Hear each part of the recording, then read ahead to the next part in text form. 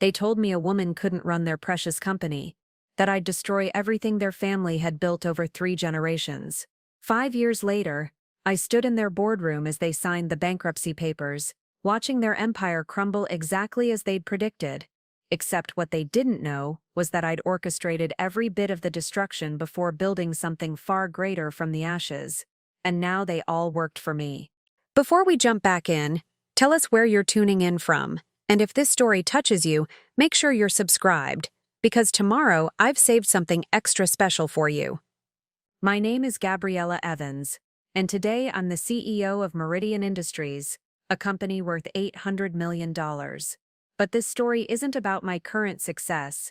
It's about how I learned that sometimes the only way to prove your worth is to first prove your enemies right, then show them what real power looks like. 5 years ago, I was nobody in their eyes, a marketing coordinator at Brooks Manufacturing, a century-old industrial equipment company that had been passed down through 3 generations of the Brooks family. The company specialized in precision machinery for automotive manufacturing, and their client list read like a who's who of major car manufacturers across North America. I was 32 years old, had an MBA from Northwestern, and possessed something the Brooks family had never seen before in their sterile traditional company: actual vision for the future. While they were content manufacturing the same equipment their grandfather had designed in the 1940s, I could see the automotive industry shifting toward electric vehicles, automated production, and entirely new manufacturing paradigms. But I wasn't just an employee. I was married to Spencer Brooks, the heir apparent to the family throne, and the company that bore his name. We'd met in business school, where his easy charm and old money confidence had swept me off my feet. What I didn't realize then was that Spencer Brooks saw me as a temporary acquisition, something to enhance his image during his 20s before settling down with someone more suitable for a Brooks family wife. Brooks Manufacturing was more than a company. It was a religion. Founded in 1923 by Spencer's great-grandfather, Harold Brooks, the company had survived the Great Depression, World War II, and multiple economic recessions by sticking to what they knew: building reliable, if uninspired, industrial equipment. Their factory occupied 12 acres in Grand Rapids, Michigan, employing over 800 people and generating roughly $200 million in annual revenue. The company was run by Spencer's father, Mark Brooks, a stern man in his 60s who treated the business like a sacred trust passed down from on high. Mark had 2 sons, Spencer, the golden child who was groomed from birth to take over, and his younger brother Aaron, who worked in operations but was considered too creative and impractical for serious leadership consideration. The Brooks family owned 80% of the company, with the remaining 20% held by longtime employees and a few outside investors. This meant that family decisions were company decisions, and family opinions carried the weight of corporate policy. When I married Spencer 3 years ago, I thought I was joining a family business where my ideas and education would be valued. I had a marketing degree from Michigan State and an MBA with a focus on industrial innovation. I'd worked for 2 smaller manufacturing companies before Brooks, helping them modernize their processes and expand their market reach. I was naive enough to believe that competence and results would earn me respect in the Brooks family hierarchy. My official title was marketing coordinator, a role that should have involved developing promotional strategies, managing client relationships, and identifying new market opportunities. In reality, I was treated more like an administrative assistant who happened to have an expensive education. My office was in the basement level of the company headquarters, in a converted storage room with no windows and fluorescent lighting that hummed constantly. When I requested to be moved to the main marketing floor, Mark Brooks personally denied the request, explaining that space upstairs is reserved for senior staff. I was excluded from strategy meetings, client dinners, and industry conferences. When I suggested developing a digital marketing presence, the company's website looked like it had been designed in 1998. Mark dismissed it as unnecessary flash for a serious business. When I proposed reaching out to electric vehicle manufacturers who would need entirely different types of equipment, Spencer patted my hand and said, "That's very forward-thinking, honey, but let's leave business strategy to the people who understand this industry." The people who understood the industry, apparently, were Mark, Spencer, and a handful of men in their 50s and 60s who had been with the company for decades. They held their important meetings in the executive conference room on the third floor, a wood-paneled sanctuary, with portraits of previous Brooks patriarchs watching over every decision. I was allowed to attend monthly staff meetings where I was expected to provide brief reports on marketing activities, which mostly consisted of updating brochures and maintaining the customer database. Whenever I tried to present new ideas or market research I'd conducted on my own time, I was politely cut off and told to put it in a memo for later review. Those memos disappeared into Mark Brooks's desk drawer, never to be seen again. The Brooks family gatherings were exercises in careful hierarchy and unspoken rules. Every Sunday we attended dinner at Mark and Janet Brooks's sprawling colonial home in the wealthy Forest Hills neighborhood. The house had been in the family for 40 years, filled with antique furniture and oil paintings of stern-looking Brooks ancestors. Janet Brooks, Spencer's mother, was a woman who had perfected the art of polite condescension. She had married into the Brooks family 35 years ago, and her primary accomplishments seemed to be organizing charity galas and maintaining the family's social standing in Grand Rapids society. She treated me with the kind of careful courtesy reserved for temporary guests who might be asked to leave at any moment. "Gabriella, dear," she would say in her precisely modulated voice, "how lovely that you're keeping busy with your little marketing projects. Spencer tells me you have such creative ideas." The word creative in Janet Brooks's vocabulary was not a compliment. It was code for unrealistic, unfocused, and ultimately unsuitable for serious business. During these family dinners, the men would retire to Mark's study to discuss business, while the women cleaned up and made polite conversation about social events and charitable commitments. When I tried to join the business discussions, citing my MBA and my position at the company, Mark would smile indulgently and suggest that I might be more comfortable helping Janet with the dishes. Spencer never defended me. He would give me apologetic looks and promise to talk to Dad later, but those conversations never seemed to result in any meaningful changes. Gradually, I realized that Spencer agreed with his father's assessment. I was decoration, not substance. I was supposed to look good at company events and eventually produce the next generation of Brooks heirs, not contribute ideas about business strategy. The breaking point came during the company's annual strategic planning retreat. Every year, the Brooks family and senior management spent a weekend at a resort in Traverse City, Michigan, discussing the company's direction for the coming year. As Spencer's wife and a company employee, I assumed I would be included. I was wrong. The retreat is for senior leadership only, Mark informed me when I asked about the arrangements. "I'm sure you understand that sensitive business discussions require a certain level of experience and discretion." Spencer nodded along with his father's explanation, avoiding my eyes. "Maybe next year, once you've been with the company longer," he added weakly. I had been with the company for 18 months. I had an MBA in business strategy. I was married to the heir apparent, but I wasn't senior leadership material. That weekend, while the Brooks family and their chosen advisors planned the company's future, I stayed home and did something that would change everything. I began researching the automotive industry's shift toward electric vehicles and automated manufacturing. I studied Brooks Manufacturing's competitors, analyzed their strengths and weaknesses, and developed a comprehensive plan for how the company could adapt to the changing market. What I discovered shocked me. Brooks Manufacturing wasn't just behind the times, they were heading for disaster. Their largest clients were already starting to shift their manufacturing processes toward technologies that Brooks couldn't provide. Within 5 years, maybe less, the company would be obsolete unless they made dramatic changes. I prepared a detailed presentation with market research, financial projections, and specific recommendations for new product lines and strategic partnerships. I was going to show the Brooks family that their dismissive attitude toward my creative ideas was going to cost them everything. I had no idea that my research would become the blueprint for their destruction and my ultimate victory. But first, I had to learn exactly how little they thought of me and how far they were willing to go to keep me in my place. The presentation opportunity. When Spencer returned from the Traverse City retreat, he was unusually quiet during dinner. He pushed his food around his plate, occasionally glancing at me with an expression I couldn't quite read. Finally, he set down his fork and cleared his throat. "Dad mentioned that you've been asking about getting more involved in strategy discussions," he said carefully. "He thought it might be good for you to present some of your ideas to the senior team. You know, to get it out of your system." Get it out of my system. Preparing and narrating this story took us a lot of time, so if you are enjoying it, subscribe to our channel. It means a lot to us. Now back to the story.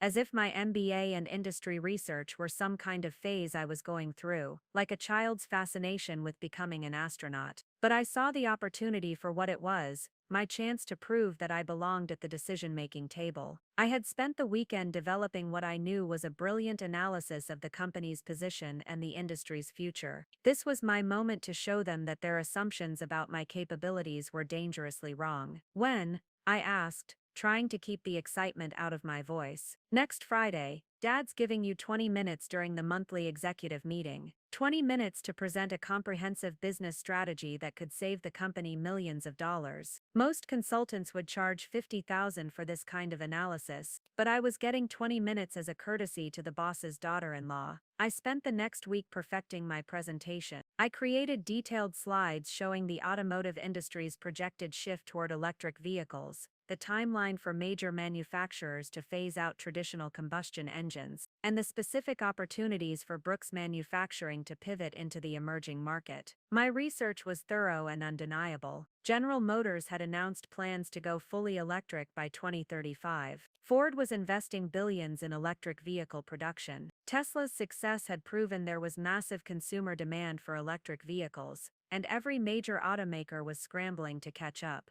Brooks Manufacturing's current product line, precision tooling for traditional engine manufacturing, would become obsolete within a decade. But their expertise in precision machinery could easily be adapted to produce the specialized equipment needed for electric motor manufacturing, battery assembly, and autonomous vehicle sensors. I had identified 3 specific product opportunities that could generate over $50 million in new revenue within 2 years. I had researched potential clients, analyzed competitor weaknesses, and even found preliminary suppliers for the raw materials we would need. This wasn't just a presentation, it was a roadmap to the company's survival and growth. The Brooks Manufacturing Executive Conference Room felt like a courtroom on Friday morning. The long mahogany table was surrounded by 12 men in dark suits, all of whom had been with the company for at least 15 years. At the head of the table sat Mark Brooks, looking every inch the patriarch in his navy suit and gold watch, a watch that had belonged to his father and grandfather before him. Spencer sat to his father's right, avoiding eye contact with me as I entered the room. Aaron Brooks was there too, relegated to a seat near the far end of the table despite being family. He gave me an encouraging nod as I set up my laptop and projector. "Gentlemen," Mark announced, "my daughter-in-law Gabriella has prepared a presentation about some marketing ideas she's been developing. I thought it would be educational for all of us to hear fresh perspective." Educational. As if I were a guest speaker brought in to provide entertainment, not a company employee with genuine strategic insights. I began my presentation with confidence, explaining the automotive industry's transformation and the opportunities it created for innovative manufacturers. I showed them the timeline for electric vehicle adoption, the projected market size, and the specific niches where Brooks Manufacturing could establish dominance. For the first 10 minutes, I had their attention. Several executives leaned forward, making notes. Even Mark Brooks appeared to be listening thoughtfully as I explained how our existing equipment could be modified for electric vehicle component manufacturing. Then I reached the financial projections. Based on conservative estimates, I explained, transitioning 30% of our production capacity to electric vehicle components could generate $57 million in additional revenue by 2025. The initial investment would be approximately $12 million, primarily for equipment upgrades and staff training. The room went silent. Not the good kind of silence that follows a compelling presentation, but the uncomfortable silence that precedes a dismissal. Mark Brooks was the first to speak. "Gabriella, I appreciate the effort you've put into this research. It's clear you've spent considerable time on these projections." The word projections dripped with skepticism. "However," he continued, "I think you may be underestimating the challenges involved in such a dramatic shift. Brooks Manufacturing has succeeded for nearly a century by focusing on what we do best: reliable, proven manufacturing processes. Our clients depend on us for consistency, not experimentation."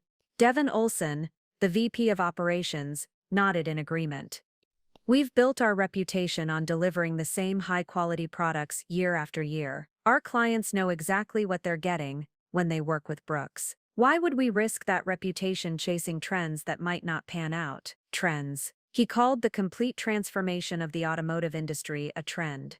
With respect, I replied, this isn't a trend. Every major automaker has committed to phasing out combustion engines within the next 15 years. If we don't adapt, our clients will find suppliers who can meet their evolving needs. Spencer finally spoke up, though not in the way I'd hoped. Gabriella makes some interesting points, he said diplomatically. But I think we need to be realistic about implementation timelines. Maybe we should consider a more gradual approach, keeping an eye on developments while focusing on our core business. A more gradual approach. Translation. Let's ignore this until it's too late to respond effectively. Mark Brooks smiled indulgently. I think Spencer has the right idea. Evolution, not revolution. We've survived economic downturns, changing regulations, and shifting market conditions by staying true to our core competency. The dismissal. What happened next was a masterclass in condescending dismissal, disguised as constructive feedback. Gabriella, Mark continued. You've clearly put a lot of thought into this, and I admire your enthusiasm. But business strategy requires understanding not just market trends, but operational realities, client relationships, and financial constraints that can only come from years of hands-on experience. He gestured around the table at the assembled executives. Everyone in this room has at least 20 years of experience in manufacturing. They understand the complexities involved in retooling production lines, retraining workers, and maintaining quality standards during transitions. The implication was crystal clear. I was too inexperienced to understand real business challenges. My MBA was theoretical knowledge. Their decades of doing things the same way was practical wisdom. Perhaps, suggested Devin Olson, Gabriella could work with our marketing team to develop some materials about how Brooks Manufacturing is future-ready for our existing clients. Play up our adaptability without committing to specific changes. Future-ready marketing materials. They wanted to turn my comprehensive strategic analysis into a marketing slogan. That's an excellent suggestion, agreed Mark Brooks. Gabriella, why don't you work with our marketing director to develop some messaging around innovation and adaptability? That would be a valuable contribution. I looked around the room at 12 men who had just dismissed the most important business opportunity in the company's history. They weren't even considering my recommendations, they were patronizing me with busy work that would let them say they'd incorporated my input. Spencer was studying his hands, unable to meet my eyes. Aaron looked frustrated but said nothing. He'd learned long ago that challenging his father in front of the senior team was career suicide. I'll be happy to work on marketing materials, I said evenly. But I'd like to suggest that we also form a small task force to study these opportunities more thoroughly. Even if we decide not to pursue them immediately, we should at least understand our options. Mark Brooks's smile never wavered. I think we've given this plenty of consideration for now. Let's table any further discussion until we see how the current market develops. Table it, indefinitely. As the meeting broke up, several executives made polite comments about my creative thinking and fresh perspective. None of them asked for copies of my research or suggested follow-up meetings. They treated my presentation like an interesting academic exercise with no practical application. That evening, Spencer and I rode home in silence. Finally, as we pulled into our driveway, he turned to me with an expression that was part apology, part frustration. You can't just walk into a room and expect to revolutionize a company that's been successful for nearly a century, he said. These guys have seen dozens of consultants and business school graduates come through with grand plans for transformation. Most of those plans would have cost us millions and delivered nothing. This is different, I replied. I'm not some outside consultant. I'm family.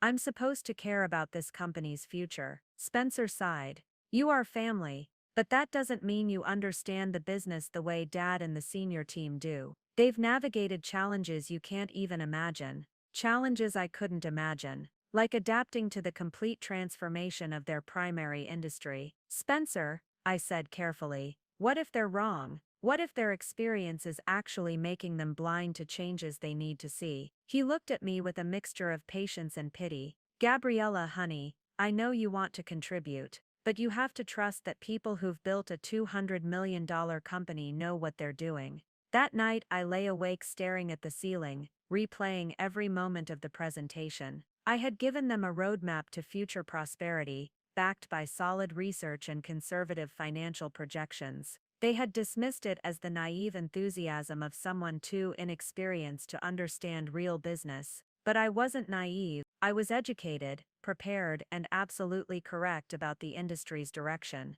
Their dismissal wasn't based on the quality of my analysis, it was based on their assumption that a woman, especially a young woman, couldn't possibly understand business strategy better than men with decades of experience. They had made their position clear. I was not leadership material. I was decoration with a degree, someone to smile at company events, and eventually produce the next generation of Brooks men. What they didn't realize was that their condescending dismissal had given me something more valuable than acceptance. It had given me clarity about exactly who I was dealing with, and exactly what I would need to do to prove them wrong. The game had just begun, and they had no idea they were playing against someone who understood their weaknesses better than they understood themselves. Following my presentation dismissal, I was assigned to work with Jasmine Nylon, Brooks Manufacturing's marketing director. Jasmine had learned to navigate the company's male-dominated culture by keeping her head down and executing orders without question.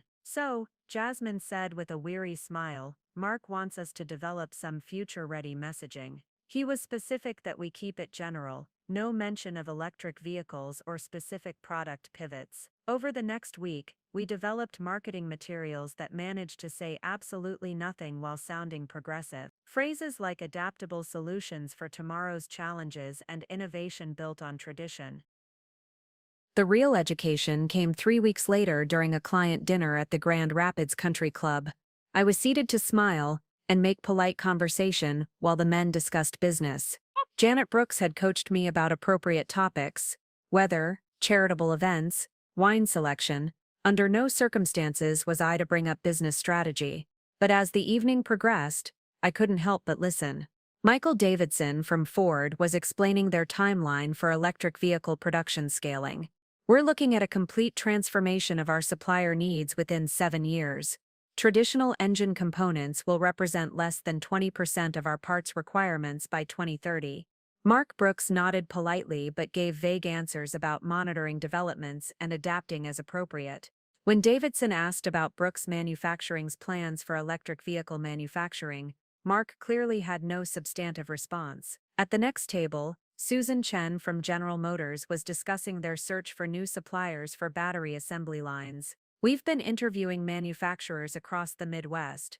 The challenge is finding companies with both precision capabilities and willingness to invest in new equipment." This was exactly the opportunity I had identified. General Motors was actively seeking suppliers for the exact services Brooks Manufacturing could provide with modest upgrades. But Mark Brooks was sitting 20 feet away, completely unaware. The most revealing moment came in the ladies' lounge. Susan Chen was touching up her lipstick beside me. "You're Spencer Brooks's wife, aren't you? You work for the company too." "I do some marketing coordination," I said carefully. "Well, between you and me, I hope someone over there is thinking seriously about the electric vehicle transition. We're finalizing our supplier list for battery assembly equipment by the end of this year. I've been hoping Brooks Manufacturing would submit a proposal, but I haven't heard anything." My heart was racing. General Motors was practically begging Brooks Manufacturing to bid on a multi-million-dollar contract, and Mark Brooks had no idea the opportunity existed. On the drive home, I carefully broached the subject with Spencer. Susan Chen mentioned they're finalizing supplier lists for battery assembly equipment. She seemed surprised that Brooks Manufacturing hasn't submitted any proposals. Spencer frowned. "You weren't supposed to be discussing business tonight. These dinners are about relationship building, not sales pitches." I wasn't making sales pitches. I was listening to our clients describe their needs. "That's not your job. Dad and the senior team handle client relationships. You were there as my wife, not as a business strategist." That night, I processed everything I had witnessed. The Brooks family leadership wasn't just resistant to change, they were actively blind to information right in front of them. Mark Brooks dismissed insights from women generally, regardless of their credentials or position. Susan Chen was a director at one of the world's largest automotive manufacturers with an MBA from Wharton and 15 years of experience. When she described General Motors' supplier needs, Mark Brooks treated it as social chit-chat rather than business intelligence. Their blindness could become my greatest advantage. They thought my gender made me irrelevant to serious business discussions. They had no idea it was about to make me the most dangerous person in their industry. Following the country club revelation, I began the documentation project, carefully recording every conversation, missed opportunity, and dismissive comment in an encrypted folder. Jasmine, perhaps recognizing a kindred spirit, began sharing insights she'd never voiced before. Last month, Devin Olson spent 20 minutes explaining why we shouldn't update our production scheduling software, Jasmine told me. The current system was designed in 1987, but Devin insisted that our people are comfortable with the existing workflow. What was his real objection? The software upgrade would have required training sessions led by a female consultant. Devin made some comment about not needing outsiders to tell us how to run our business, but I think he couldn't handle taking direction from a woman. This was becoming a pattern. Brooks Manufacturing worked almost exclusively with suppliers run by older white men. When Jasmine showed me rejected proposals, I noticed that Mark Brooks had dismissed every company with female leadership, regardless of pricing or quality advantages. "Look at this," I said, pointing to a supplier proposal. "Their quote is 15% lower, their quality certifications are superior, and their delivery timeline is half as long. Why was this rejected?" The CEO is Elena Rodriguez. After her presentation, I heard Mark tell Spencer that she seemed aggressive and pushy. He wasn't comfortable with her management style. My understanding deepened when I started paying attention to Aaron Brooks, Spencer's younger brother. Aaron had an MIT mechanical engineering degree and had worked for a German manufacturing company, but his suggestions were routinely dismissed with the same condescending tone used for my ideas. "Aaron's too theoretical," Mark would say. "He doesn't understand the practical realities of our business." But Aaron's knowledge was exactly what the company needed. He casually mentioned that Brooks Manufacturing's production efficiency was roughly 30% lower than industry standards because they refused to implement automated quality control systems. My marketing role gave me legitimate reasons to research competitors, and what I discovered was alarming.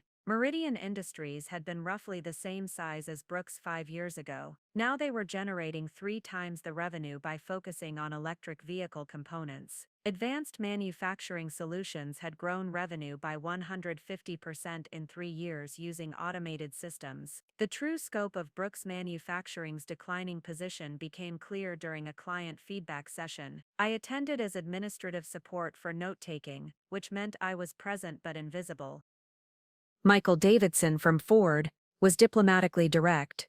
"Brooks has been a reliable partner, but we're finding that other suppliers are more responsive to our evolving requirements."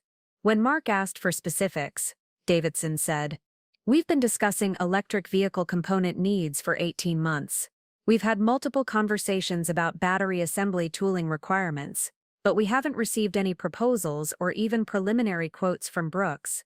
Mark looked genuinely confused. "I wasn't aware you needed formal proposals. I thought those were exploratory discussions." Susan Chen from General Motors was more direct.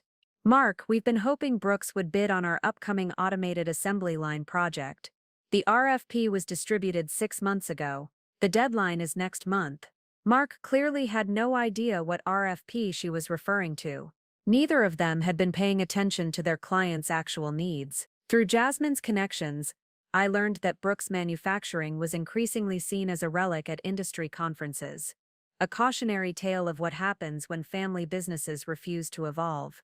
The Brooks family wasn't just missing opportunities, they were becoming isolated from the conversations shaping the industry's future. Their systematic blindness wasn't just hurting their business, it was creating vulnerabilities that could be exploited by someone who understood their weaknesses. The escalation began during Brooks Manufacturing's third-quarter review meeting. For the first time in 99 years, they had posted a quarterly loss. Revenue was down 18%, and 3 major clients had terminated contracts within 6 months. I was setting up the projector when senior executives filed in. Mark Brooks looked haggard. his commanding presence diminished by numbers that couldn't be spun. "Gentlemen, we're facing some unexpected challenges this quarter." Unexpected. As if the warning signs hadn't been flashing for months, Devin Olson presented the breakdown. Lost contracts totaled $47 million in annual revenue. 3 competitors had underbid Brooks by 20 to 30%. Ford had quietly shifted 60% of their business to advanced manufacturing solutions. "The question is how we respond to this temporary setback," Mark said. Spencer cleared his throat. "Dad, maybe we should consider adjusting our pricing strategy." "Absolutely not." Mark snapped. "Brooks Manufacturing has never competed on price alone. Our value proposition is quality and reliability." Aaron spoke quietly from the far end of the table. "Client feedback suggests pricing isn't the only issue. They're questioning our quality control and delivery times compared to automated competitors." Mark's face flushed. "Our quality control has been the industry standard for decades. We're not going to panic and overhaul proven processes because of a few complaints." "But Dad, Advanced Manufacturing Solutions is delivering parts with half our defect rate in 60% of our production time. That's not a few complaints, that's a fundamental competitive disadvantage." Mark stood slowly. "Aaron, you're still young enough to be impressed by flashy technology. This company survived the Great Depression and 2 world wars by sticking to proven principles." Instead of addressing systemic issues, Mark began looking for scapegoats. He blamed the sales team for being complacent and threatened to fire the head of sales for suggesting the company's approach needed updating. Then Mark turned his attention to what he called distractions from core business focus. "We've allowed ourselves to get sidetracked by theoretical discussions about industry trends and hypothetical opportunities,"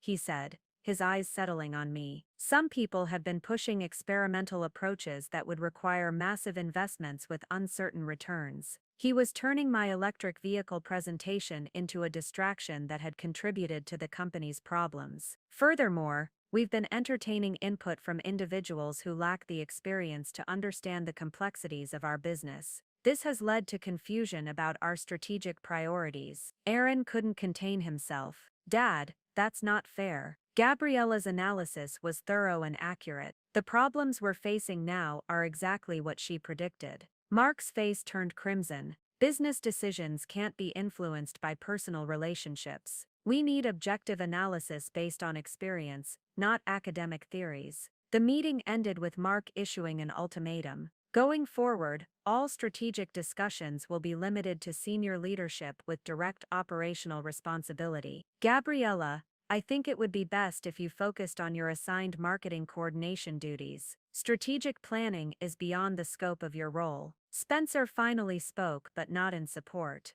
"Dad's right. We need to maintain clear boundaries between different levels of responsibility." Following the meeting, my isolation became complete. Jasmine was instructed to refocus on traditional messaging. My access to client information was restricted. Even routine tasks were reassigned. Spencer's behavior at home became distant. When I asked about the company's response to losses, he gave vague answers about focusing on core competencies. But the most telling change was how other employees treated me. Word had spread that including me in discussions was politically dangerous. The Brooks family had made a critical error. In their effort to silence me, they had revealed the full extent of their vulnerability. They would rather fail than admit they had been wrong. Their stubbornness had just given me complete moral clarity about what needed to be done. 3 weeks after the quarterly review, I was called into Mark Brooks's office. The mahogany space felt like a mausoleum, filled with portraits of dead patriarchs and awards from a more successful era. Mark sat behind his massive desk, a termination letter positioned precisely in front of him. "Gabriella, we've decided that your position as marketing coordinator is no longer necessary. The company is restructuring to focus on core competencies, and we're eliminating roles that don't directly contribute to operational efficiency." He couldn't even admit he was firing me for challenging his authority. "Your final day will be Friday. Janet has prepared a severance package that reflects the family's appreciation for your contributions. 2 weeks' pay." After 18 months of watching them ignore million-dollar opportunities, they were offering 2 weeks' pay to disappear quietly. Where is Spencer? Shouldn't he be part of this conversation? Mark's smile was cold. Spencer agrees that this is the right decision for everyone involved. He's in meetings with clients today. Spencer wasn't in client meetings. He was avoiding the conversation because he didn't have the courage to fire his own wife. I cleaned out my basement office in 20 minutes. 18 months of work fit into a single cardboard box. The drive home was surreal, but as I sat in my car in our driveway, I felt something unexpected: relief. For 18 months I had been beating my head against willful ignorance and systematic sexism. Now I was free from their dysfunction, free to think clearly about what came next. I pulled out my phone and made the first call of my new life. "Aaron, we need to talk." Aaron met me at a coffee shop downtown. He looked tired and frustrated, aged beyond his years by watching his family's company deteriorate. "They fired you," he said. "It wasn't a question. This morning." Mark couldn't even wait until Spencer got back. "What about you? Are you planning to stick around and watch them destroy everything?" Aaron was quiet, stirring his coffee with mechanical precision. "This company could be saved. The fundamentals are sound, but not under current leadership. So what are you going to do about it?" "I don't know yet, but I've been documenting everything: missed opportunities, client complaints, financial decline." "Aaron, what if there was another option?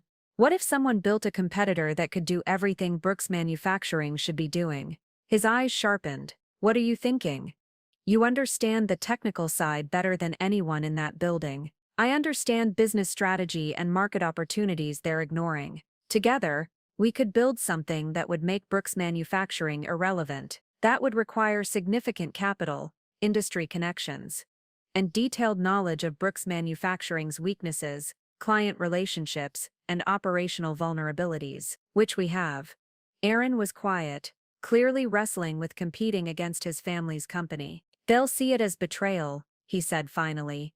"They already see us as threats. The only question is whether we're going to let them continue marginalizing us, or whether we're going to build something better." That evening, I waited for Spencer. When he finally came home at 9, he looked guilty and defensive. "Gabriella, I want you to know that I fought for you. But Dad made a business decision.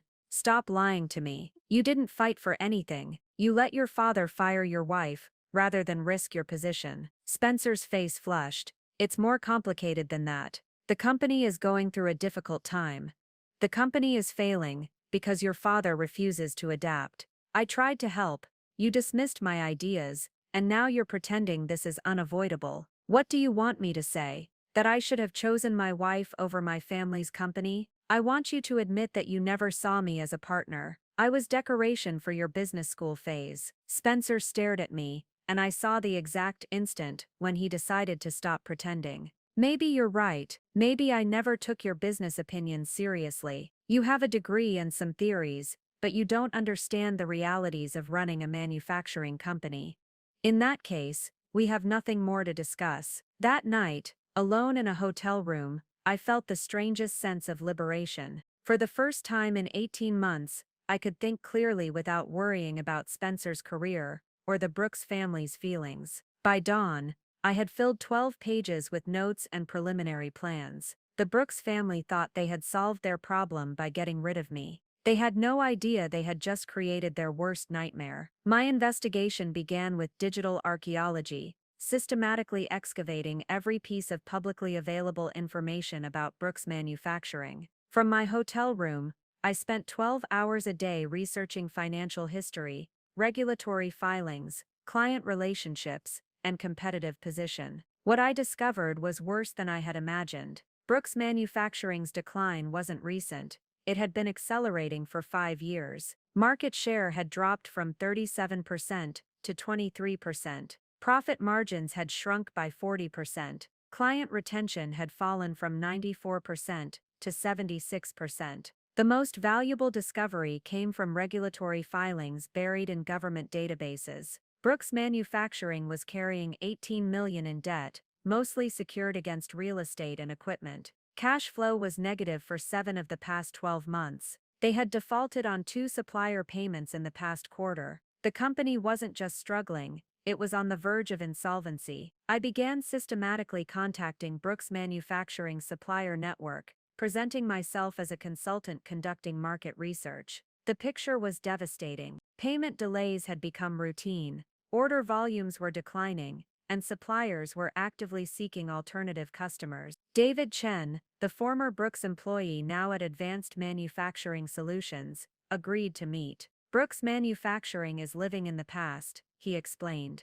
Their equipment is outdated, their processes are inefficient, and their leadership refuses to acknowledge that the industry has moved beyond their capabilities. How long can they continue operating at current performance levels? Honestly, maybe 18 months before bankruptcy. Advanced Manufacturing has been taking their clients one by one. Ford is planning to phase out their Brooks contracts entirely by next year. This timeline was crucial. If Brooks was going to collapse anyway, I needed to position myself to benefit from their failure, rather than simply competing with them. Through Aaron's insider knowledge and my external research, we mapped their client vulnerabilities. Ford was already sourcing 40% of precision components from competitors. General Motors had initiated supplier evaluation that would likely result in contract changes within 6 months. Chrysler was seeking quotes from alternative suppliers for electric vehicle production. The most valuable intelligence came from Ella Nylon, who worked in procurement for Tesla. During a networking event, she revealed that Tesla was expanding their supplier network. We're looking for manufacturers who can meet aerospace-level precision at automotive production scales. Most traditional suppliers can't match our quality standards. What would it take for a new supplier to get considered? Demonstrated capability, competitive pricing, and ability to scale rapidly. We're less concerned about established relationships than performance metrics. Through Aaron's access to internal information, we constructed detailed analysis of Brooks Manufacturing's financial vulnerabilities. Their debt structure was particularly problematic. Most borrowing was tied to equipment purchases, with performance covenants they would violate within 6 months. More dangerous was their supplier payment situation. Brooks owed over $3 million to key suppliers, and several were threatening cash-on-delivery terms. If that happened, their strained cash flow would become untenable. But the most interesting vulnerability was structural. Brooks Manufacturing's value was tied to client relationships and reputation for reliability. If those relationships could be systematically undermined, the company would become worthless overnight. My investigation's final component involved assessing human resources, which employees were talented but frustrated, which positions were critical, which people might join a startup offering better opportunities. Brooks Manufacturing employed several dozen highly skilled workers who were demoralized by declining performance and resistance to modernization. Many had been there for years but were frustrated by lack of advancement and investment in new equipment. Half the production team is actively looking for other jobs, Aaron reported. Skilled machinists know they could make more money at companies with modern equipment. Quality control supervisors are tired of fighting defective products from outdated processes. After 6 weeks, I possessed comprehensive understanding of Brooks Manufacturing's position that was more accurate than anything available to their own leadership.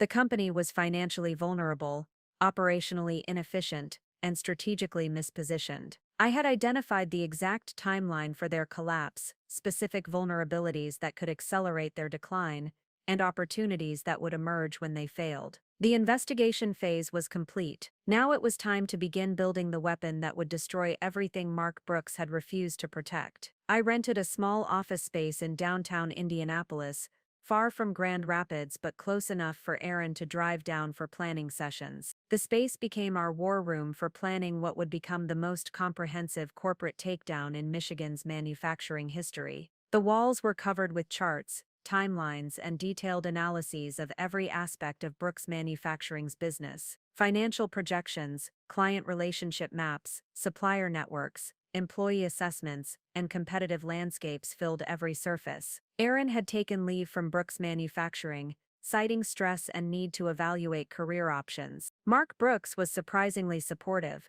probably relieved to have his troublesome younger son away during the company's difficult period. Our first decision was philosophical. Were we building a competitor to Brooks Manufacturing or Brooks Manufacturing's replacement? The distinction was crucial, because it would determine our entire strategic approach. A competitor tries to take market share from an existing company, I explained. A replacement makes the existing company obsolete by doing everything they do but better. Aaron studied financial projections. Given their debt situation and client losses, they might not survive long enough for traditional competition to matter. Maybe we should be planning to acquire their assets when they inevitably collapse. This insight shifted our entire framework. Instead of competing with Brooks Manufacturing, we would accelerate their decline while positioning ourselves to benefit from their failure. My investigation revealed that starting a precision manufacturing company required approximately $8 million in initial capital. But Aaron's analysis suggested a more elegant approach. Brooks Manufacturing owns $12 million in machinery and equipment, most purchased within the last decade.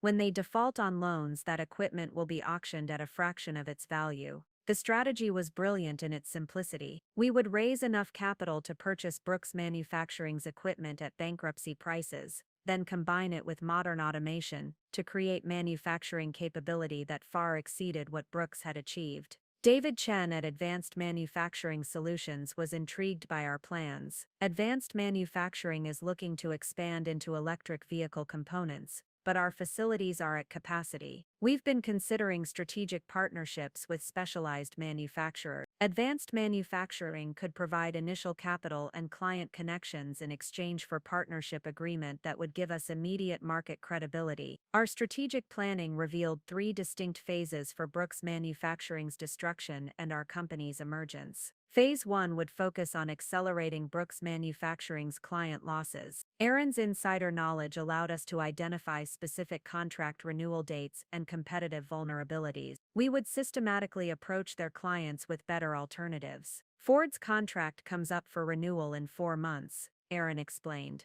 But their electric vehicle division is already sourcing from other suppliers. If we could demonstrate capability to handle traditional components at better prices, we could accelerate their decision to phase out Brooks entirely. Phase 2 would involve strategic talent acquisition. As Brooks Manufacturing's situation deteriorated, their best employees would become increasingly open to alternatives. The production supervisor, Michael Evans, has been with Brooks for 8 years. He's frustrated with their resistance to process improvements. If we offered him a chance to implement modern techniques with proper equipment, he'd probably jump at the opportunity. Phase 3 would be acquisition of Brooks Manufacturing's assets at bankruptcy prices, combined with launch of our operations, using their former clients, employees, and equipment. Our market analysis revealed that Brooks Manufacturing's decline had created a gap in regional precision manufacturing that we could exploit immediately. Their former clients were struggling to find alternatives that matched traditional quality levels, while newer competitors lacked capacity for large orders. Aaron had identified specific technical advantages we could achieve. Automated quality control would give us defect rates 50% lower than Brooks ever achieved.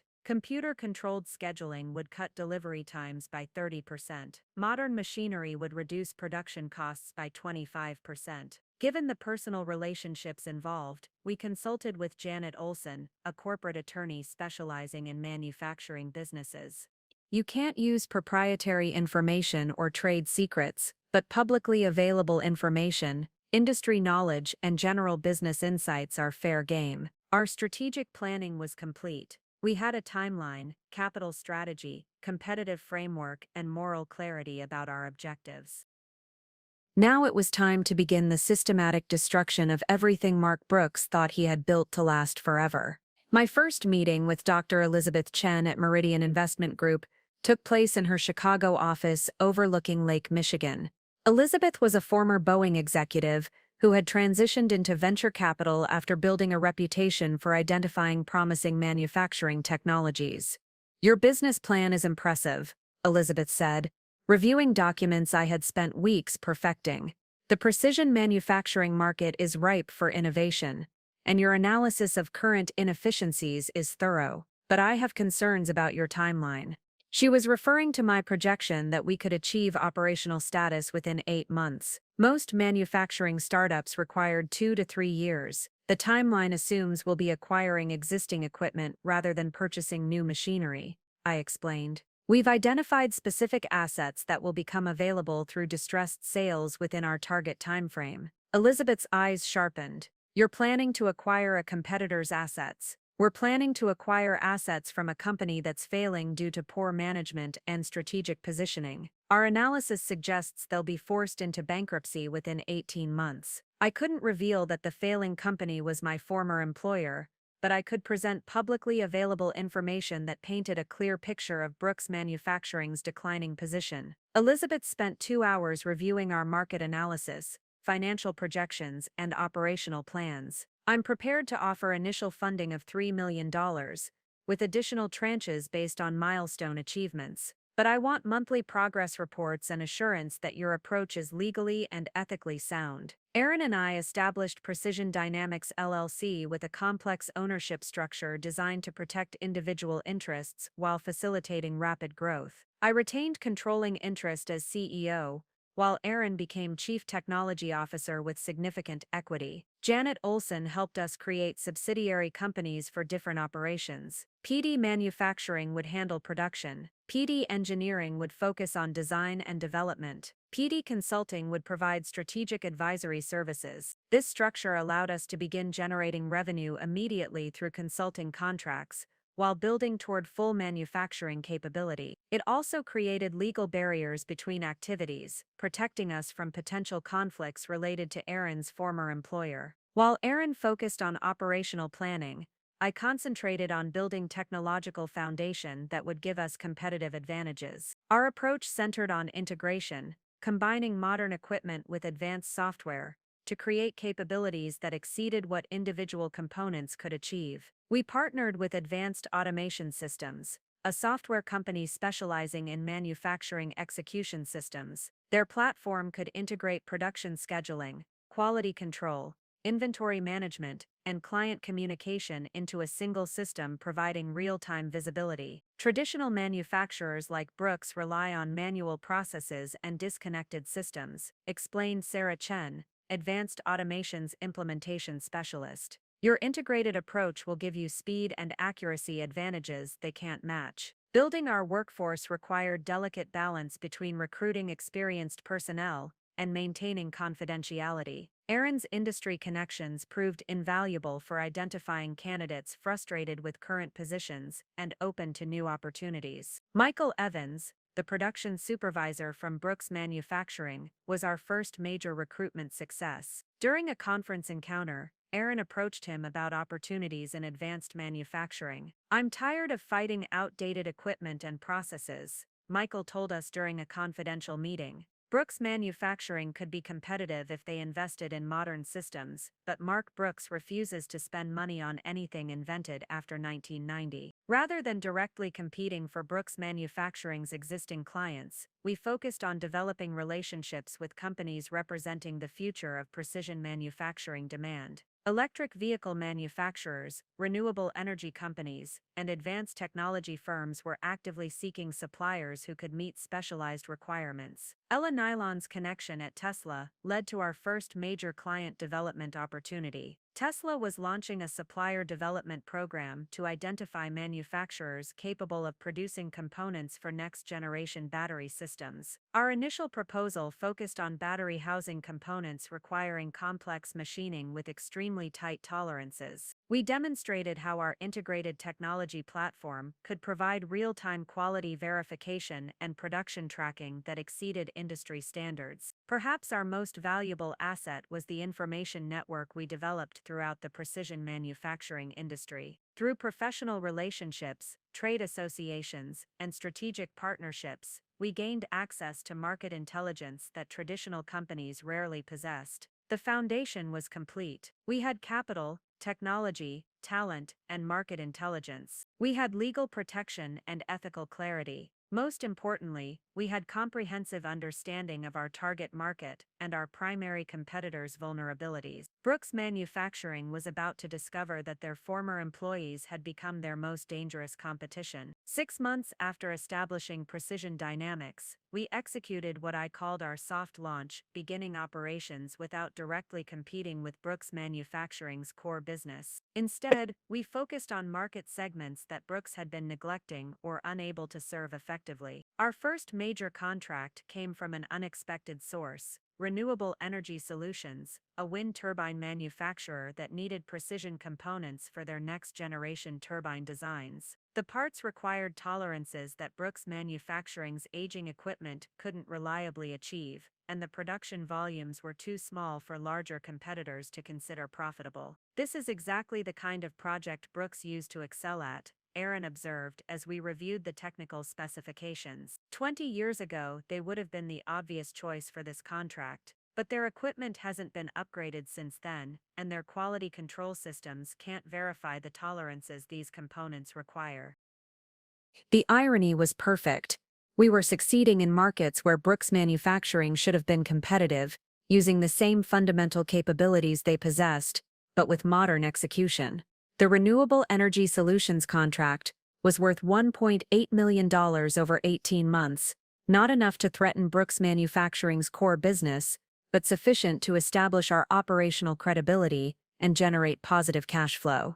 More importantly, it gave us a reference client we could use when approaching other potential customers. Success breeds success in manufacturing, and our ability to deliver complex components on time and within specifications would become the foundation for larger opportunities. While we were building operational capability, I launched a carefully orchestrated industry positioning campaign designed to establish Precision Dynamics as the future of precision manufacturing. The campaign was subtle but comprehensive, focusing on thought leadership rather than direct advertising. I began writing articles for industry publications about trends in precision manufacturing, automation benefits, and the importance of adapting to electric vehicle market demands. Each article included case studies and examples that highlighted exactly the kind of capabilities Precision Dynamics offered, without ever mentioning Brooks Manufacturing or other specific competitors. The future of precision manufacturing, integration,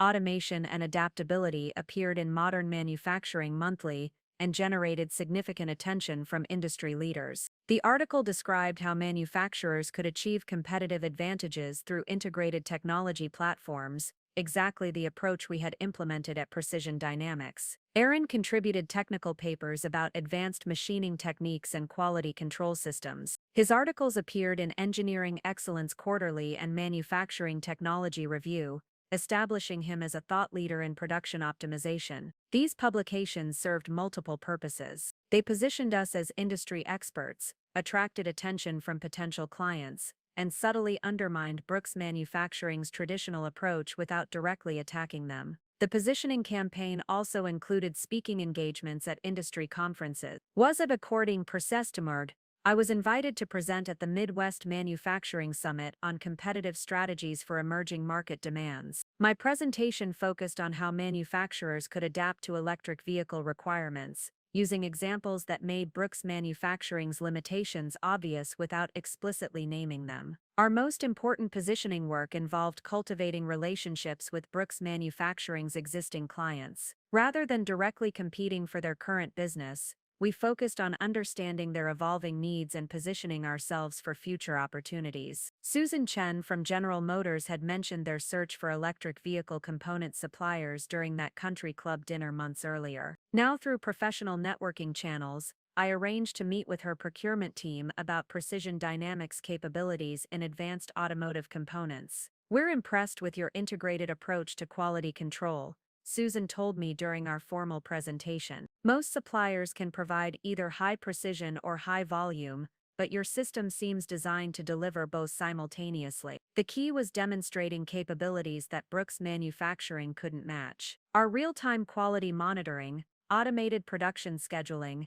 and digital client communication systems represented a generational advancement over traditional manufacturing approaches. "When you're ready to move beyond your current supplier relationships," I said carefully, "we'd welcome the opportunity to prove our capabilities with a pilot project." Susan's response was encouraging. "Actually, we're planning to diversify our supplier base for the next generation of electric vehicle components. Traditional automotive suppliers haven't been able to meet our precision requirements for battery housing systems." This was exactly the opening I had anticipated. General Motors was looking for alternatives to their current suppliers, including Brooks Manufacturing, but they needed proof that new suppliers could deliver at the required scale and quality levels. As Precision Dynamics became operational, our competitive intelligence capabilities expanded significantly. Our growing network of industry contacts provided real-time information about market developments, client preferences, and competitor performance. Michael Evans,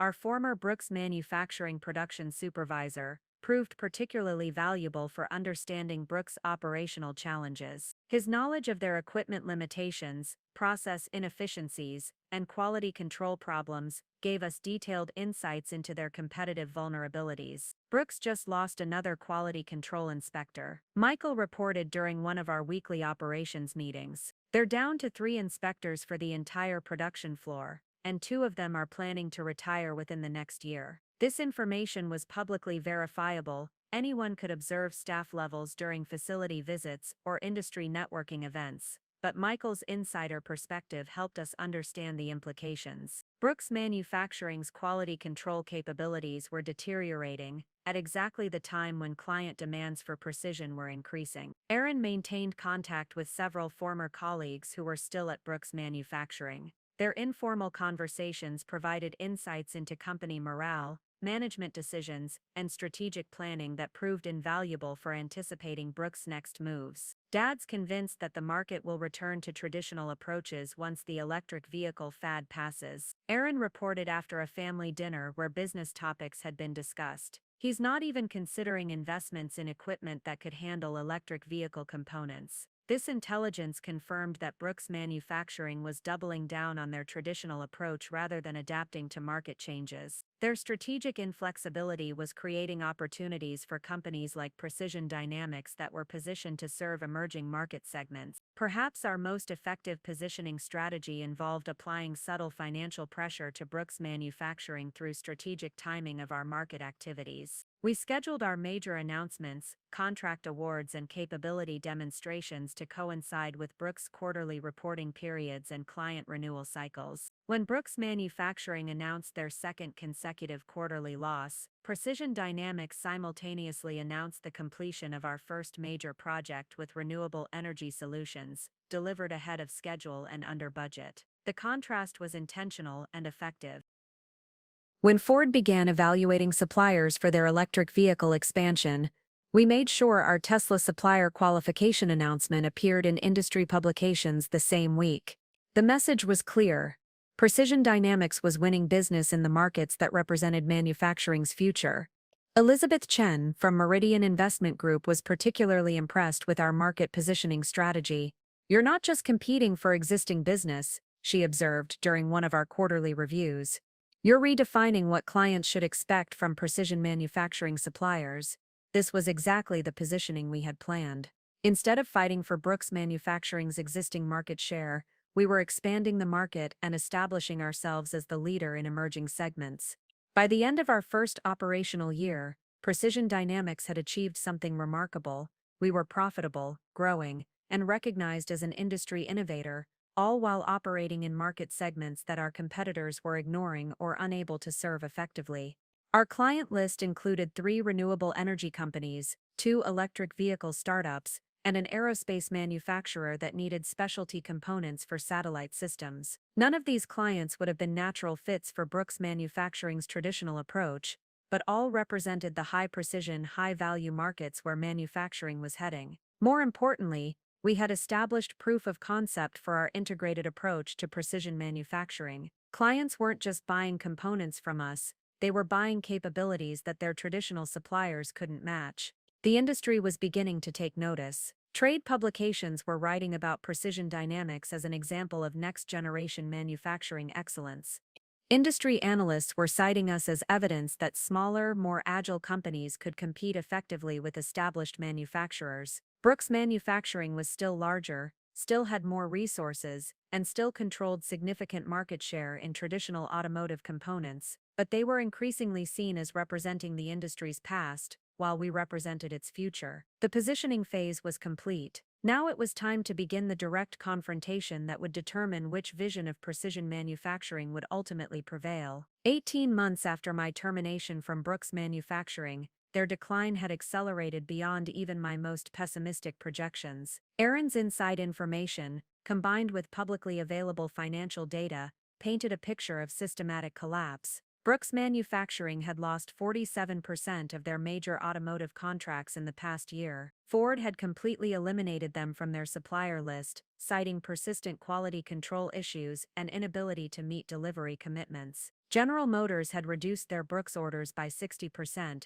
transitioning to what they diplomatically called more strategic supplier relationships. The human cost was becoming visible. Brooks had laid off 130 employees in 6 months, including skilled machinists who had been with the company for over a decade. The remaining workforce was demoralized and increasingly unreliable. "The production floor feels like a ghost town," Michael Evans reported during our information gathering sessions. He maintained contact with former colleagues still at Brooks. "Half the CNC machines are down for maintenance at any given time, and they can't afford to replace worn-out tooling. Quality control has basically given up on meeting specifications. They're just trying to ship products that won't get immediately rejected." But the most telling indicator was Mark Brooks himself. According to Aaron's observations during family gatherings, his father had become defensive, paranoid, and increasingly isolated from reality. "Dad's convinced that competitors are deliberately sabotaging their client relationships," Aaron told me after a Sunday dinner. He thinks Ford dropped them because Advanced Manufacturing Solutions offered kickbacks to procurement managers. He can't accept that they lost business because they couldn't deliver competitive products. Mark Brooks was responding to crisis by doubling down on the same attitudes that had created the crisis. Instead of acknowledging that Brooks Manufacturing needed to modernize, he was blaming external forces for entirely self-inflicted problems. The supplier network collapse was perhaps the most devastating aspect. Companies that had worked with Brooks for decades were demanding cash payments in advance, unwilling to extend credit to an increasingly unreliable customer. "They're paying 30% above market rates for steel because their credit rating has been downgraded twice," Aaron revealed. "But they can't pass those costs along to clients because they're already overpriced compared to competitors." The deteriorating conditions created unprecedented talent acquisition opportunities. Margaret Olson, Brooks Manufacturing's former quality control manager, approached us about joining Precision Dynamics after 12 years with the company. "I couldn't watch them destroy everything we had built," Margaret explained. "Quality control became impossible when they stopped investing in calibrated equipment and started pressuring inspectors to pass marginal products just to meet shipping deadlines. Over 6 months, we recruited 8 former Brooks employees, including CNC programmers, experienced machinists, and production supervisors. Each recruitment was carefully managed to avoid legal issues, but the cumulative effect was devastating to Brooks Manufacturing's operational capability. As Brooks Manufacturing's reputation declined, Precision Dynamics' reputation was simultaneously rising. Our success with initial contracts had generated word-of-mouth recommendations leading to increasingly significant opportunities. The breakthrough came when Tesla awarded us a development contract for prototype battery housing components. The project was worth only $400,000, but it represented validation from one of the most demanding manufacturers in the automotive industry. Our intelligence network provided increasingly detailed information about Brooks Manufacturing's approaching financial collapse. The company was surviving month to month by liquidating assets, delaying supplier payments, and borrowing against equipment already pledged as collateral. "They've sold 2 acres of their property to a development company," Aaron reported. "The cash will keep them operating for maybe 3 months, but they're literally selling off pieces of the company to meet payroll."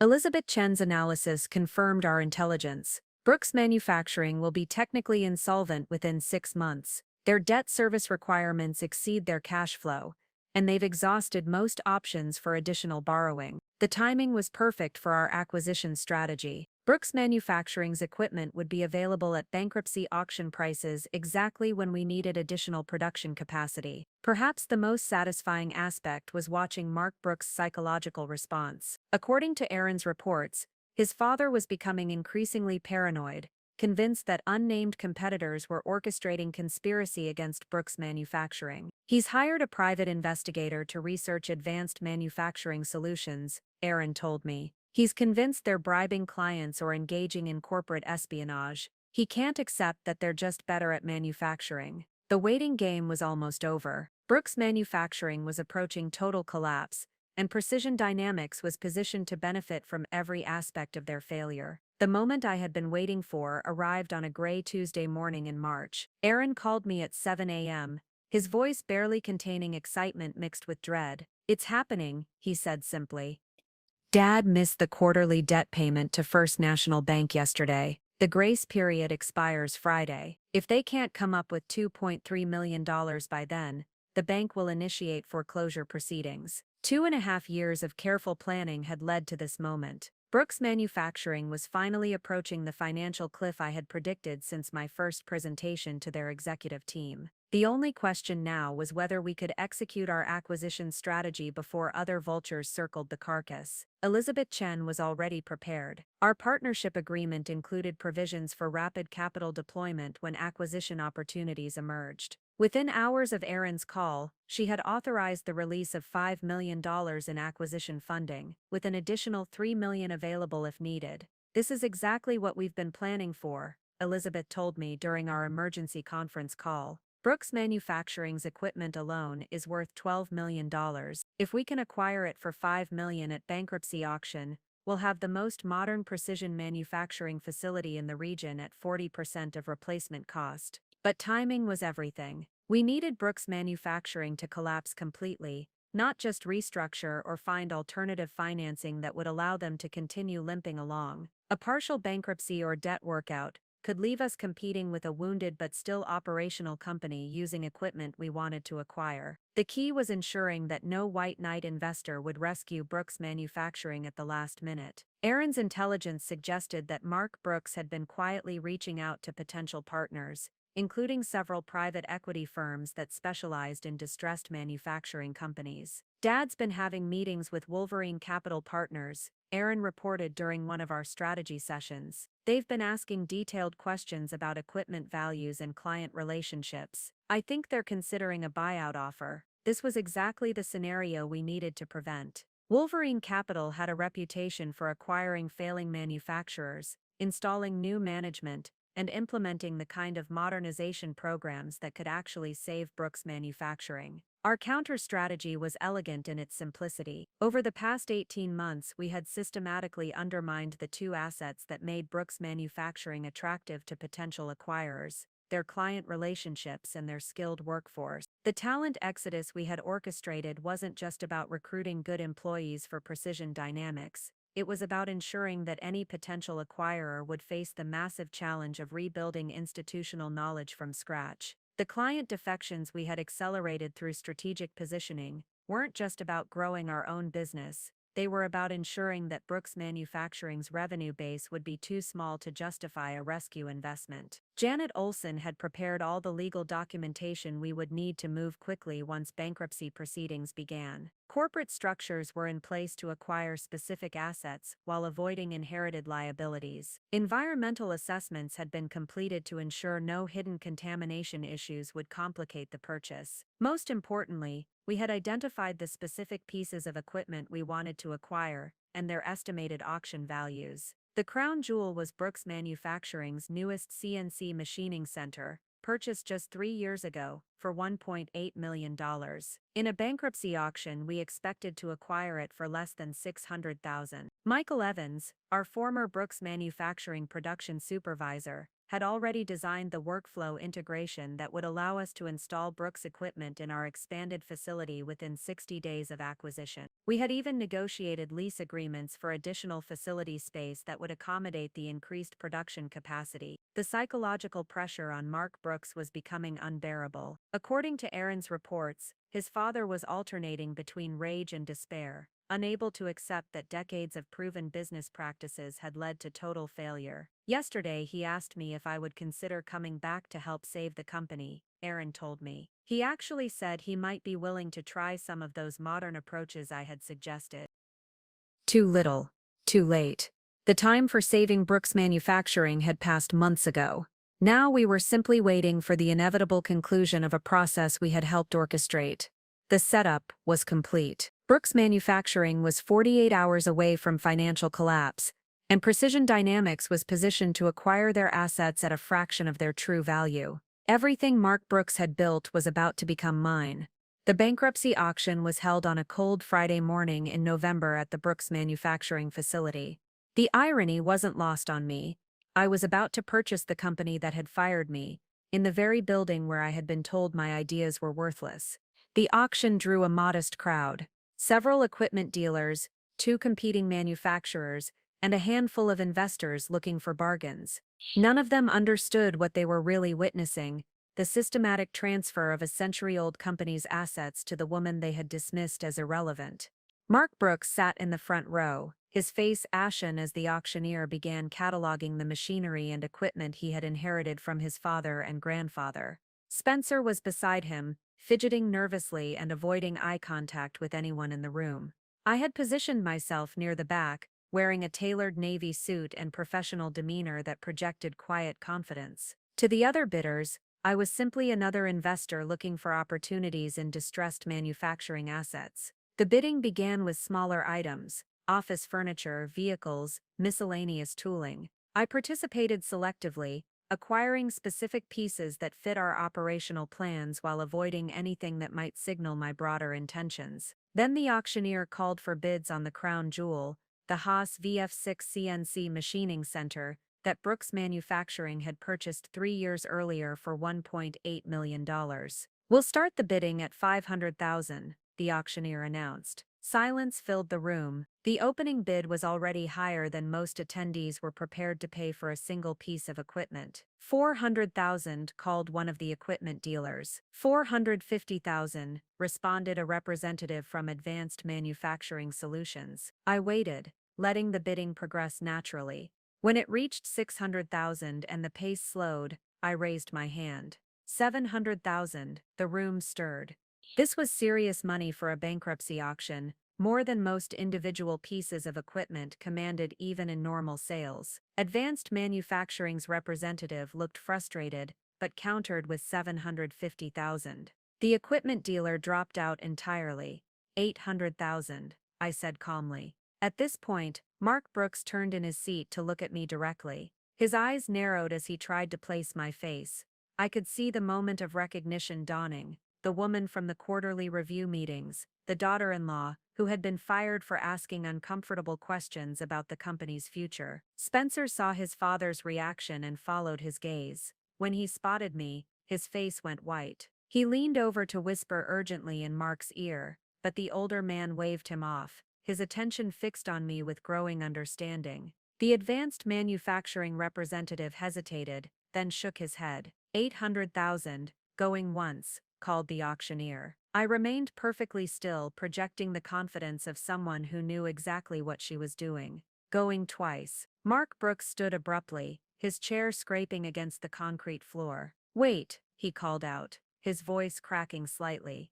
"I need to know who's bidding." The auctioneer looked annoyed. "Sir, this is a public auction. All qualified bidders have been pre-approved for financing. $800,000, sold to bidder number 17. I walked forward to complete the paperwork, my heels clicking against the concrete floor in the sudden silence. As I approached the registration table, Mark Brooks intercepted me. "You," he said, his voice barely above a whisper. "You're Gabriella Evans." "Actually," I replied, meeting his eyes with steady composure. "I'm Gabriella Evans, CEO of Precision Dynamics, and I believe I just purchased your company's most valuable asset." The recognition was complete now. Spencer joined his father, both of them staring at me with expressions of shock and dawning horror. "How is this possible?" Spencer stammered.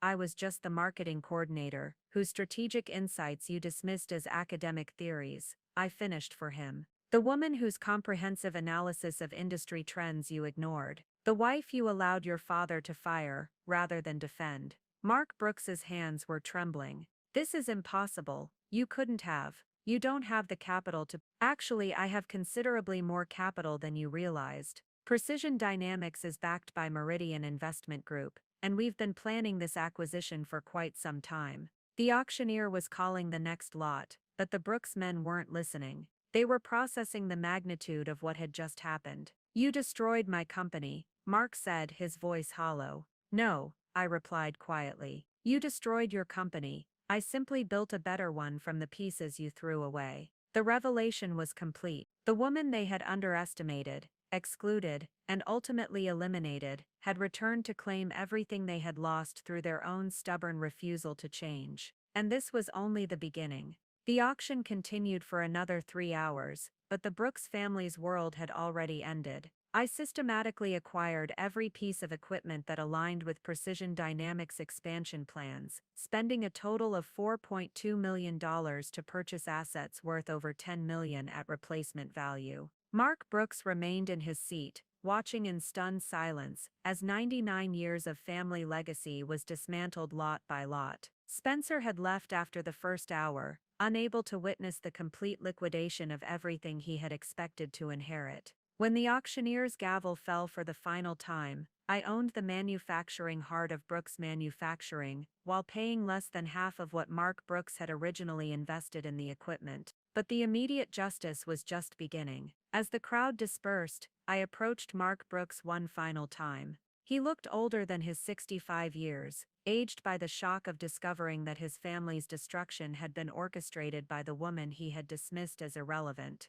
"I want you to understand something," I said quietly, ensuring that our conversation remained private. "Everything that happened here today was avoidable. 3 years ago, I presented you with a comprehensive analysis of industry trends and specific recommendations for adapting to market changes. You dismissed those recommendations because they came from someone you didn't consider qualified to have strategic insights." Mark's voice was hoarse when he finally spoke. "You planned this, all of it. I planned to succeed in an industry where your company was failing due to poor leadership and strategic blindness. The fact that your failure created opportunities for my success is simply justice." I pulled out a folder I had been carrying and handed it to him. Inside were copies of every presentation I had made, every memo I had written, every suggestion I had offered during my 18 months as his employee. "These are all the ideas you rejected," I explained. "The electric vehicle component opportunities that could have generated $50 million in new revenue.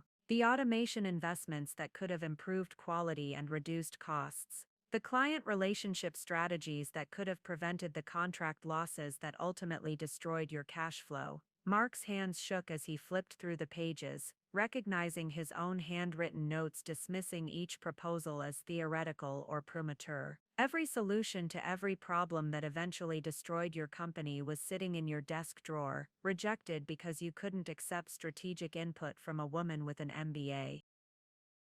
The final piece of immediate justice came in the form of a certified letter I handed him as he prepared to leave the building for the last time. "This is from the Michigan Department of Labor," I explained. "Precision Dynamics is prepared to offer employment to any former Brooks Manufacturing worker who meets our qualification standards. We're particularly interested in skilled machinists, quality control specialists." Mark stared at the letter, understanding its implications. Not only had I acquired his equipment, but I was offering his former employees better opportunities than he had ever provided. 47 of your former employees have already accepted positions with Precision Dynamics," I continued. "They'll be working with modern equipment, comprehensive benefits, and management that values their expertise and input, including my son," Mark said quietly.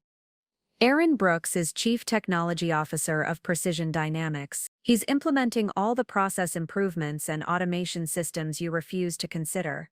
Within 6 months, we'll be producing higher quality components at lower costs than Brooks Manufacturing ever achieved." The look of complete defeat in Mark's eyes was perhaps the most satisfying moment of the entire process. He was finally understanding the full scope of what his arrogance and sexism had cost him. "The automotive industry didn't leave you behind," I said, as he turned to walk away. "You chose to stay behind because you couldn't imagine that anyone other than an old white man could understand your business better than you did." As Mark Brooks walked out of his family's factory for the last time, I remained behind to oversee the equipment removal process. Michael Evans and our logistics team were already coordinating the transfer of machinery to our expanded facility. "Mrs. Evans," Michael said, approaching with obvious satisfaction, "the installation timeline looks excellent. We should have full production capability restored within 60 days. Actually," I corrected him with a smile, "call me Gabriella. We don't do formal hierarchies at Precision Dynamics. Everyone's expertise is valued equally."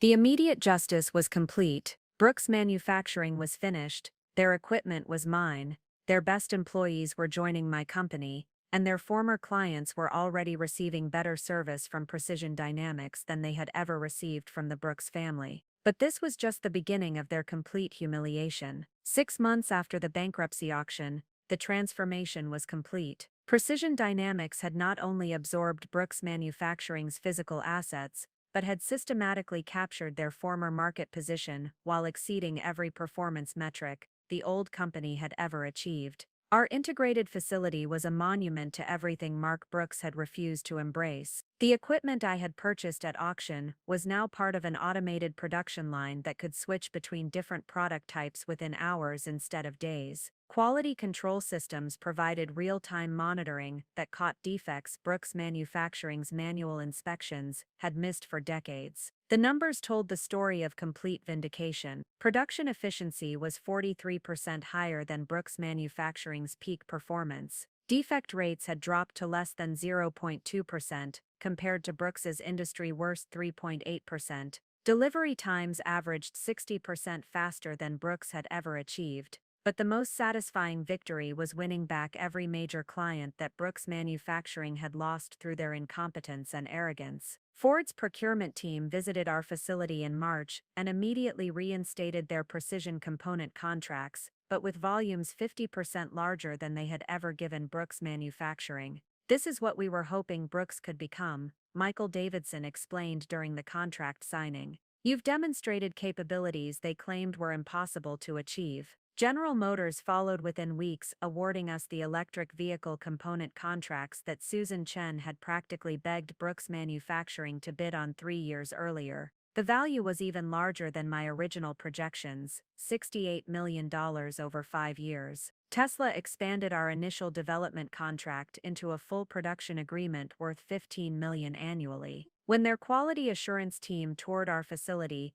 they specifically noted the integration between traditional precision manufacturing and advanced automation systems. "This is the future of automotive component manufacturing," Tesla's engineering director told me during the tour. "You've created capabilities that most companies will spend years trying to match." The industry recognition was overwhelming. Manufacturing Excellence magazine featured Precision Dynamics on their cover, with the headline "Next Generation Manufacturing: How Innovation Defeats Tradition." I was invited to speak at the National Manufacturing Summit about strategic transformation in traditional industries. But perhaps the sweetest victory was the personal impact on the Brooks family themselves. Spencer had taken a sales position with a small industrial supply company in Toledo, earning roughly 30% of his former Brooks Manufacturing salary. According to industry contacts, he was struggling to adapt to an environment where his last name carried no special authority. Mark Brooks had retreated to his Forest Hills home,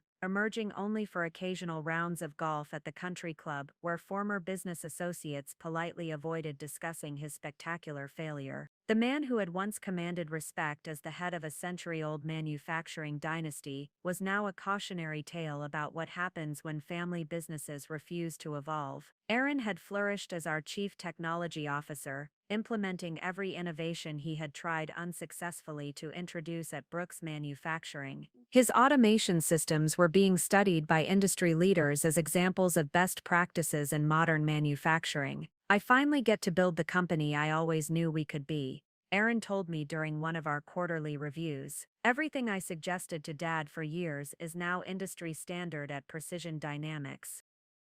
The transformation extended beyond just our company. The 47 former Brooks Manufacturing employees we had hired were earning an average of 28% more than their previous salaries, while working with equipment and processes that made their jobs more efficient and satisfying. Margaret Olson, the former quality control manager, had become our director of quality assurance and was implementing statistical process control systems that eliminated the constant firefighting that had characterized her Brooks Manufacturing experience. "For the first time in 12 years, I'm proud of the products we ship," Margaret told me. "Every component meets specifications because we have the equipment and processes to ensure consistency." The complete victory extended even to our supplier relationships. Companies that had struggled with Brooks Manufacturing's unreliable payments and changing requirements were eager to work with Precision Dynamics' transparent processes and reliable cash flow. Elena Rodriguez, the CEO of Precision Components Inc., whose proposal Mark Brooks had rejected because she seemed aggressive, became one of our key strategic partners. Her company provided specialized materials that enabled us to achieve the tight tolerances Tesla required for their battery housing components. Working with Precision Dynamics is completely different from traditional manufacturers, Elena explained during a supplier appreciation dinner. You actually listen to our expertise and incorporate our suggestions into your design process. The victory was complete in every measurable way. We had built a better company using better processes while treating people better than the Brooks family ever had. Their failure had created opportunities for everyone except themselves, and I was just getting started. 2 years after the bankruptcy auction, Precision Dynamics had become everything I had envisioned when I first presented my strategic analysis to the Brooks Manufacturing executive team. We were no longer just a successful company. We were an industry leader reshaping how precision manufacturing could operate in the modern economy. The financial transformation was staggering. Precision Dynamics had grown from a startup with $3 million in initial funding to a company valued at over $200 million.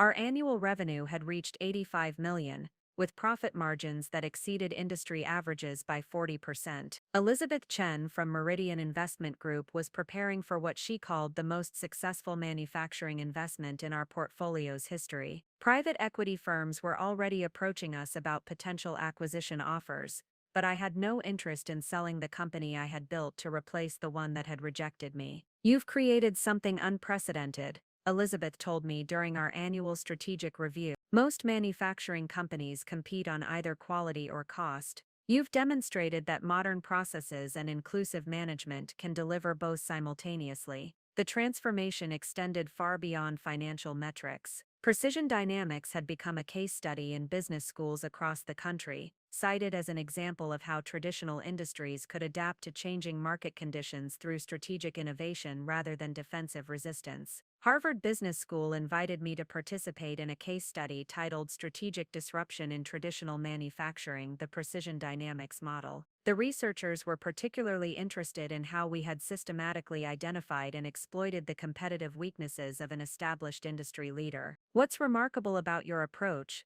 the lead researcher explained, is that you didn't just compete with Brooks Manufacturing, you made their entire business model obsolete by demonstrating superior alternatives to everything they considered unchangeable. The industry transformation we had initiated was spreading throughout the regional manufacturing sector. Other companies were implementing integrated automation systems, investing in employee development programs, and adopting transparent client communication processes that Precision Dynamics had pioneered. Advanced Manufacturing Solutions had hired 3 former Precision Dynamics engineers to help them implement similar quality control systems. Meridian Industries was restructuring their production processes based on workflows Aaron had designed for our facility. You forced the entire industry to evolve, David Chen told me during an industry conference. Companies that refuse to modernize are being left behind, just like Brooks Manufacturing was. But perhaps the most meaningful transformation was personal. The woman who had been dismissed as irrelevant by the Brooks family leadership was now recognized as one of the most innovative executives in American manufacturing. Forbes named me to their 40 under 40 inches list of business leaders reshaping traditional industries. Manufacturing Today featured me on their cover with the headline, "The Future is Female: How Women Are Transforming Industrial Leadership."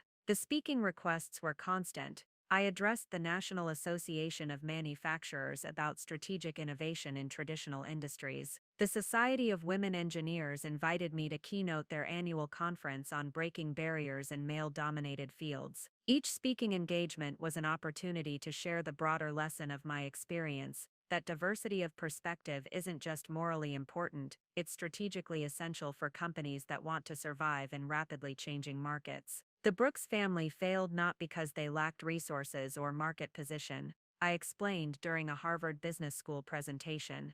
They failed because they systematically excluded insights from anyone who didn't fit their narrow definition of business expertise. Their prejudices blinded them to opportunities and solutions that were obvious to anyone willing to look beyond traditional approaches. The transformation's success extended to the broader community as well. Precision Dynamics employed over 300 people in the Grand Rapids area, with average salaries 25% higher than regional manufacturing norms. Our commitment to employee development had created advancement opportunities for workers who had been trapped in dead-end positions at traditional manufacturers. Janet Evans, one of our production supervisors, who had started as a machinist at Brooks Manufacturing, exemplified the personal transformation our company enabled. She was now pursuing an engineering degree through our tuition assistance program, while managing a team of 12 skilled technicians. At Brooks, I was told that production workers shouldn't worry about engineering concepts, Janet explained during a company newsletter interview. At Precision Dynamics, my suggestions for process improvements are taken seriously and often implemented. I'm not just operating equipment, I'm helping design better ways to manufacture products. The contrast with Brooks Manufacturing's current situation could not have been more stark. Mark Brooks had sold the family home and moved to a modest condominium in a less prestigious neighborhood. The man who had once commanded respect as the patriarch of a manufacturing dynasty was now largely forgotten by an industry that had moved beyond his outdated approaches. Spencer remained in Toledo, struggling with the realization that his birthright had evaporated due to his family's arrogance and his own failure to defend the person who could have saved their company. The transformation was complete. I had built something better than what they had destroyed, and everyone except the Brooks family was benefiting from their failure to recognize talent and adapt to change. But there was still one final message I needed to deliver. If you're listening to this story, chances are you've faced your own version of the Brooks family. Maybe it's a boss who dismisses your ideas because of your age, your gender, or your background. Maybe it's a company that promotes incompetence while sidelining talent. Maybe it's a system that tells you to be grateful for scraps while denying you a seat at the table where real decisions are made. I want you to know something: they're wrong about you. When Mark Brooks told me that strategic planning was beyond the scope of my role, he wasn't making a business decision, he was revealing his own limitation. When Spencer chose his father's approval over our partnership, he wasn't protecting family loyalty, he was demonstrating that he valued hierarchy more than competence. Their dismissal of my capabilities said nothing about my actual worth, and everything about their inability to recognize talent that didn't match their narrow expectations. You might be thinking that my story is unique, that I had advantages you don't have: an MBA, industry connections, access to capital. But here's what: I really had clarity about my own value and absolute determination to prove it. The MBA didn't give me strategic insights, it gave me vocabulary to articulate insights I already possessed. The industry connections didn't create opportunities, they simply provided platforms to demonstrate capabilities I had been developing all along. The capital didn't guarantee success, it enabled me to act on plans I had been perfecting for years. What truly mattered was my refusal to accept other people's limitations as my own reality. When they said I couldn't understand their business,